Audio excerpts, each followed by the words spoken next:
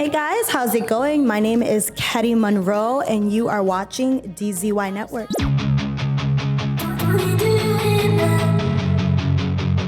So I'm actually originally from Haiti, and my parents brought me here as a refugee baby when I was very, very young. We actually ended up at the East Coast, so I grew up in Boston, Massachusetts, actually. My childhood overall was typically normal. I did grow up in a very strict Haitian household. L'école, l'église, la caille, the 3 L's: school, church, home. And overall, the pop culture within my community is kind of what raised me throughout my childhood overall. So the things I watched on TV, my music, all that fun stuff, and still being grounded to my Haitian roots, so.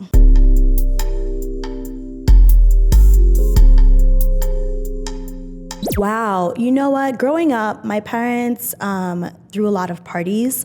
It was just very big in our culture. And a lot of the times, the parties wasn't necessarily around, the times that were necessary, like birthdays or specific occasions. Sometimes it was just for no reason. It was just the idea of having gatherings, having food, having music.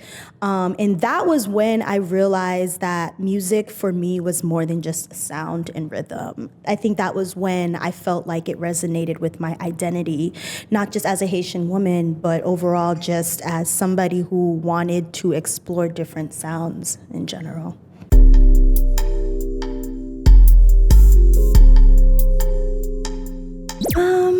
To be very honest with you, I want to say it was a music teacher of mine in school. I remember in middle school, in one of my music classes, I was playing the piano and I was vocalizing a little bit at the time. And I think my teacher had overheard me and he was like, "Oh, wow, you actually have a voice."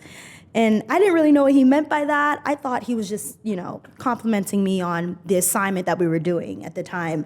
And no, he was, very intrigued by my sound. And, he actually told me that this is something that I should, take seriously and, maybe someday, become a professional at it. And so I did.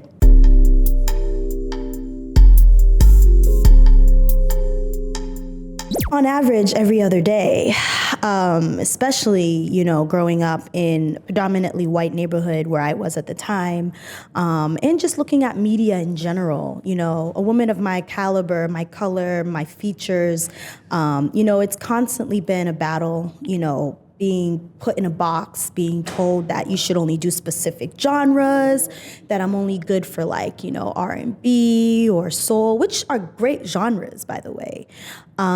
It's something that I've always battled with overall. It's never really been a specific time. It's something that I deal with all the time. And, it's a constant fight that I think I win half the time. But I always look at those situations as something to not only overlook and get past, but as a challenge to be not only genreless, but kind of outside the box too.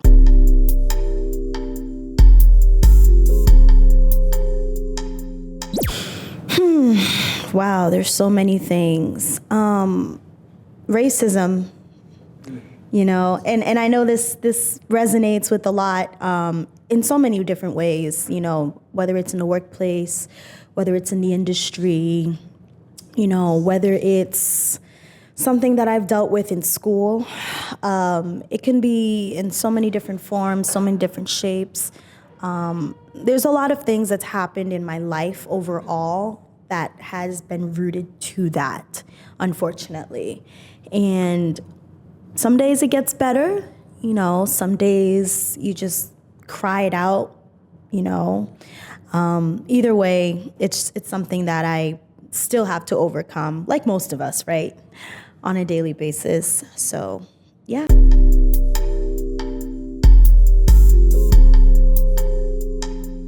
Oh, wow. One of my sacrifices I've definitely made was leaving my hometown. I wouldn't necessarily say it was a lot.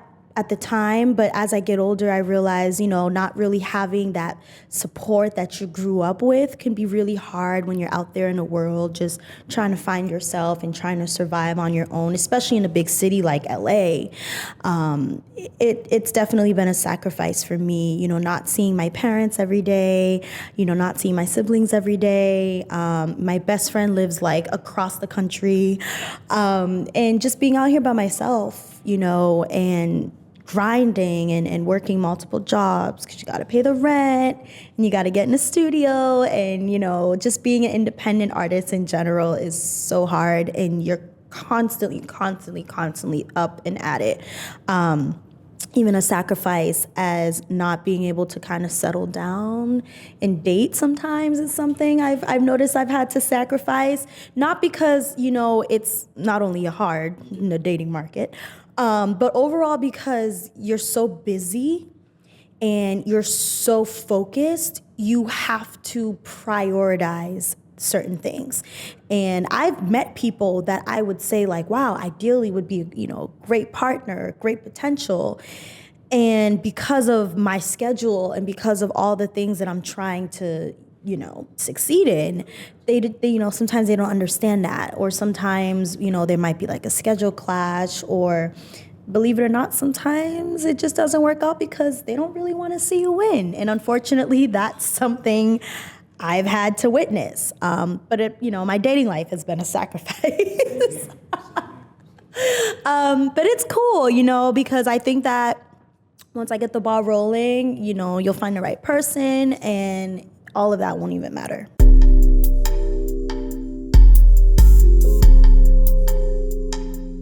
Absolutely. It was actually an ex-boyfriend of mine. Shout out. It was an ex-boyfriend of mine, unfortunately. And like I mentioned, your partners can sometimes be your downfall. We were having a conversation at the time when we were in a relationship. And, I was very sure about the specific role that I was trying to audition for. He was an actor at the time. Didn't like the idea that I was also an actor, which was weird because why not?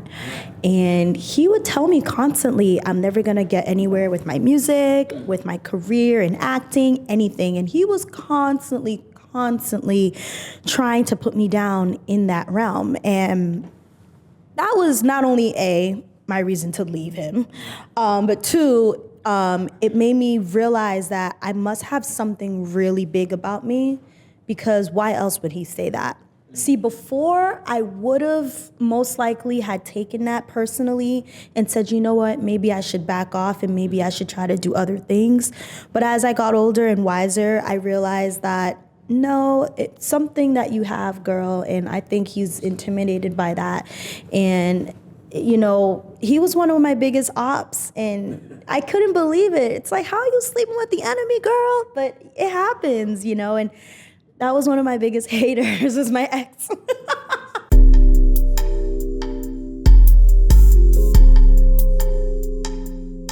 Oof.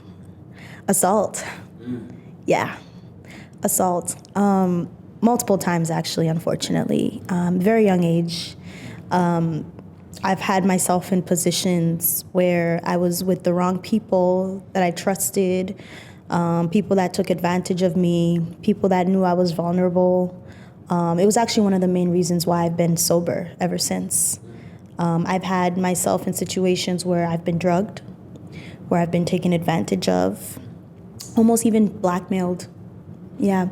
And it did put me in a downward spiral at one point. It did put me in a state of depression. I had a lot of anxiety at the time. And I actually took a break from music for a year because I was ashamed that I let somebody get away with that. I was ashamed. And I found God. I went back to church. And from that moment, that's when I realized that I had to make a decision. I could lay down and be defeated, or I can get back up like the strong soldier that I am, brush myself off, and try again. And that's what I did. And because of the pain that I went through, it just made me stronger, and it made me grounded.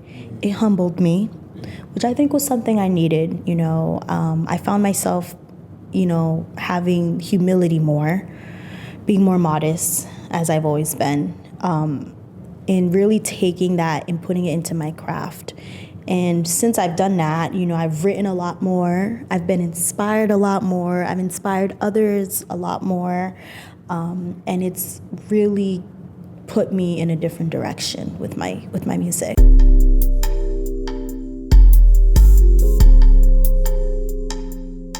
I do. I ran away from it for a while, which is so funny because we usually do run away from God for a while, right? I actually didn't understand it at the time. I thought it was just something for some popularity and, little clout.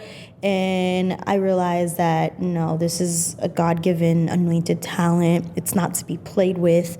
And I was tested with it, in so many ways, but particularly with certain things. And that's when I realized that I need to stop playing around, what he gives you, he can take away. What God gives you, he can take away.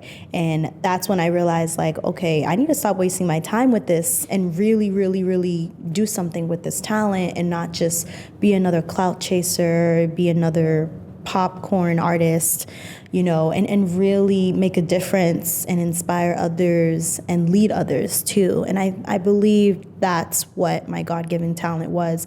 I think music being the route for it, but not being the only thing that I should be focused on. And I think that's what's going to help open doors in a lot of different areas of mine as well.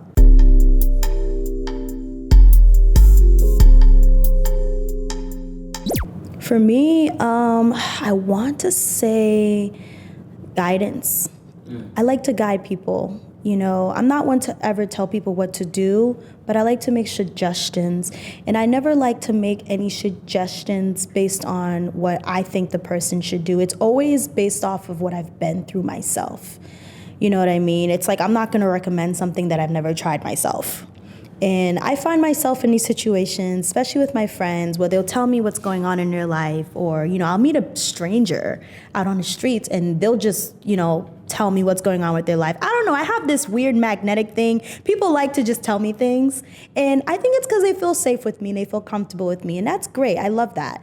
But overall, I've felt like that part of me has always been kind of like that advisor, that counselor, that spiritual guider, because sometimes people just need that. They don't always know what to do. I don't even know what to do half the times. And it's funny because I have so much to say to help other people. If only I can take my own advice. Isn't that funny? But I love helping people. I love, guiding them in any way that I can, even if it's just the little things. You'd be surprised what small things can make a big difference.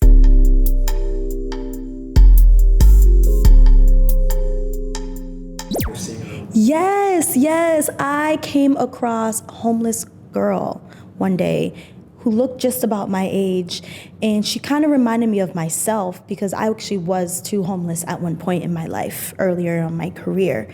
And for some odd, strange reason, my tuition, I want to say the Holy Spirit, was telling me to pray for her, with her. And I was like, huh? And it just kept nudging me. So I said, you know what? Okay. So I kindly tapped her and I said, hey, excuse me, I know you don't know me very well, but do you mind if I pray for you? And, she was open to it. I was scared at first because, sometimes they're a little... But she was open to it, and, we both bowed our heads. I held her hands, and I prayed over her life. And I kid you not, at the end of the prayer, she got up, looked at me, and she said, he wants you to wear more colors. And I was like, huh?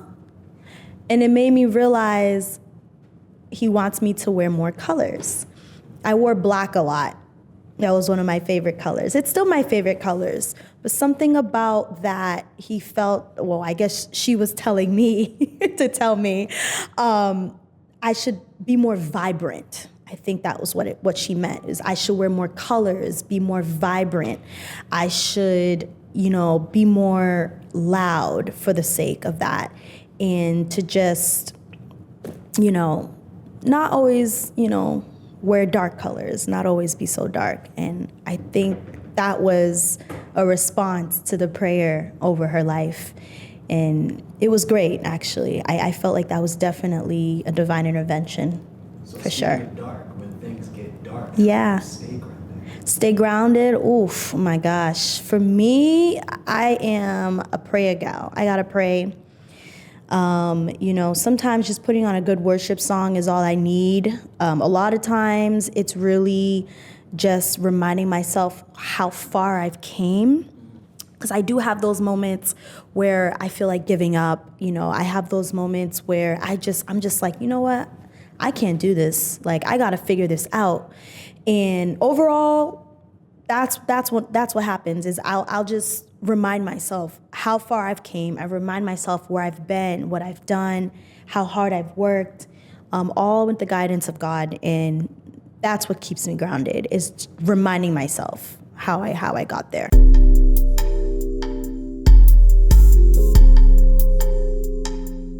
Oh boy. I'm genreless, I am very adaptable. I'm like a rainbow of colors. There's really no other way I can explain it. A lot of artists have their niche. I'm a little bit all over the place. I'm not gonna lie to you. And for a while, it was something that troubled me because some people didn't know where to put me, where to place me, where to shop me. But I've learned to just own that as just who I am as an artist. I'm genreless. I do a lot of things. I can do anything. I'm very adaptable. I'm well-rounded. I love to sing, act, dance, draw, write, you name it. And I think that's just who I am as an artist. I'm just colors. I'm colors.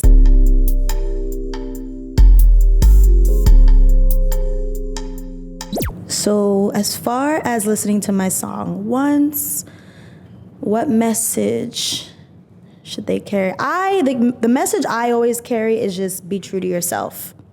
Be true to yourself. Be original. Everybody else is taken, okay? Okay?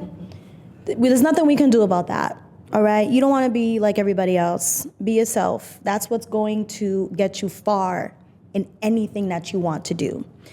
My music, overall, I want people to feel like they can let it all out and just go at it. Express themselves, feel easy, take it easy, feel loud, feel however you usually feel when you're alone.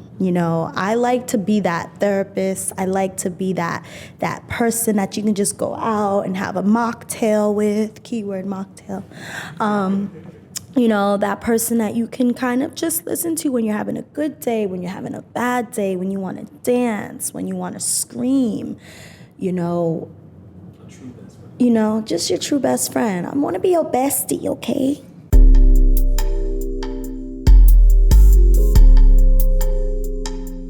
Whew, my mother inspires me. She's not an artist. She's not the best singer in the world. Sorry, Mom. But she inspires me because of her story as a Haitian woman and how far she's came and the sacrifices that she's had to make coming to this country, bringing me to this country, raising me here. I learned how to speak English here. I learned how to read and write here.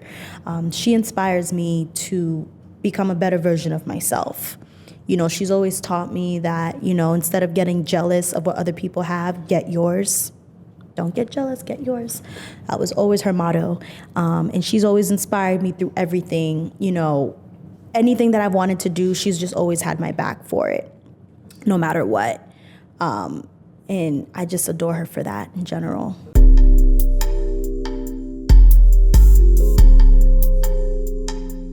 In 5 years, if everything works out the way I want it to, I'm an EGOT. Okay. I know. I want to be, I'm just going to put it out there, okay? EGOT, all right? I love to sing. I'm overall a musician, but I've always had a niche, an yearning for acting, That's always been my thing. I love reading scripts, and some days I just don't want to be who I am today. Sometimes I just like the idea of being somebody else, becoming somebody else. It's fun. It's a fun way to exercise. I get a little cuckoo sometimes. I like to talk to myself. You know what I'm saying? So I think it comes in handy for me. I've always had love for the musical theater world as well. And so that's something overall that I've always wanted to do. I've always wanted to do Broadway. Yeah, Broadway. I've always wanted to do Broadway. I've always, wanted to just be on stage, go on tour, the whole nine, write a few books, and even at one point might direct a couple stuff. I have a bunch of ideas for different movies and different show ideas and stuff like that. So in 5 years, I see myself doing it all.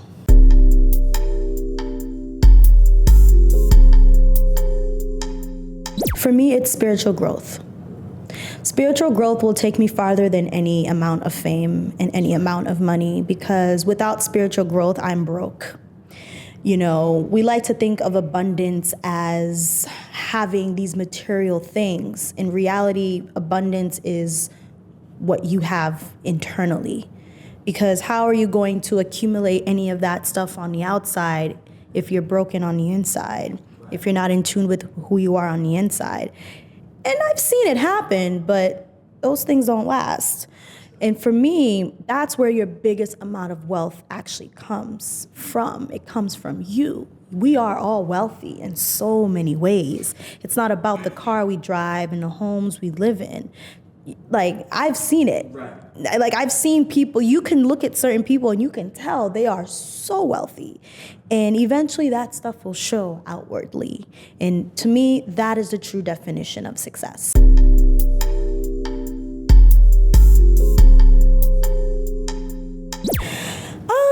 If I win this show, I want to say it would really help me with more exposure overall. I've been doing this for a long time alone. I've never really had management or an agent or anything like that. And so for me, I'm taking the show as a fun experience, whether I win or not.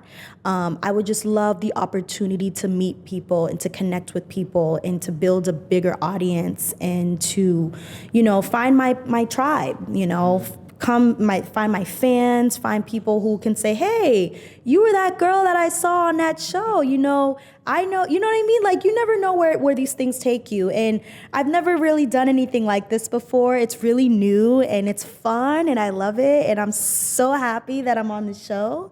And I'm so happy that you guys have me here.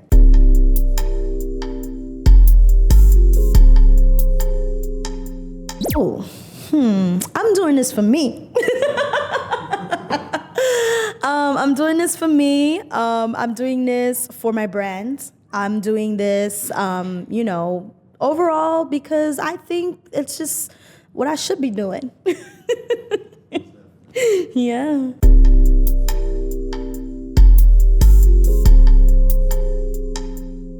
If the world remembers me for one thing, it would definitely be my warmth. My music, my smile, my energy. It's just my energy. My aura. I want to be that contagious, good aura. When I walk into a room, people automatically smile, like, hey, girl, what's up? You know what I mean? Unless you're the op, then I don't know what to tell you. But overall, that's what I want to be known for. I want to be known for just putting a smile on people's faces.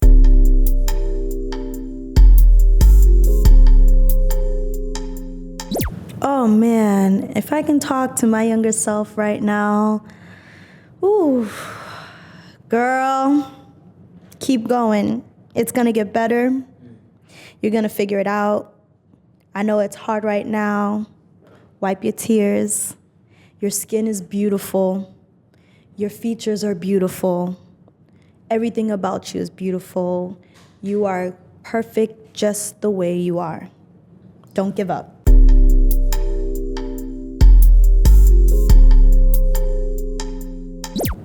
Just wait one more day. One more day always makes a huge difference. I've had end games where I'm like, it's a wrap, okay? It's a wrap. I don't know if it was the warfare. I don't know what it was, but I've had those days where I'm like, nope, this is it. Just wait one more day. One more day will make all the difference in anything. Your mood will change, everything. I'll even listen to a song that I did the day before and I'm like, nope, that's not it. Everything about it changes. Just one more day.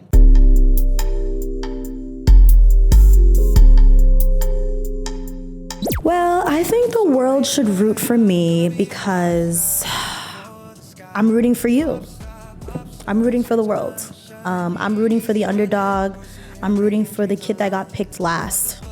I'm rooting for the girl that was told that she wasn't good enough, for the guy that was told that he wasn't it. I'm rooting for y'all. And so I hope you root for me.